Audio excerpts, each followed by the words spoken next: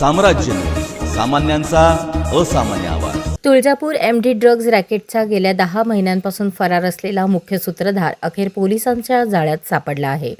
तामलवाडी पोलिसांनी मुंबईतील मीरा भाईंदर परिसरातून अतुल श्याम अगरवाल याच्या मुसक्या आवळल्या आहेत। या अटकेमुळे बहुचर्चित प्रकरणाच्या तपासाला आणखी वेग येण्याची चिन्हे आहेत।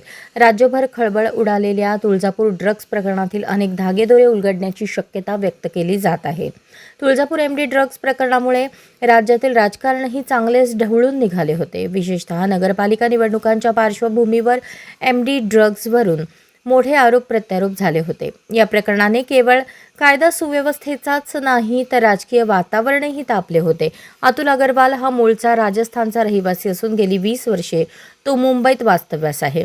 मीरा भाईंदर परिसरात एका लॉन्ड्रीच्या दुकानाच्या आडून तो एमडी ड्रग्जचा काळा बाजार चालवत असल्याची माहिती तपासात समोर आली आहे। विशेष म्हणजे 2014 मध्येही मुंबईत त्याच्यावर ड्रग्ज प्रकरणी गुन्हा दाखल झाला होता। या प्रकरणात आतापर्यंत 39 आरोपींना अटक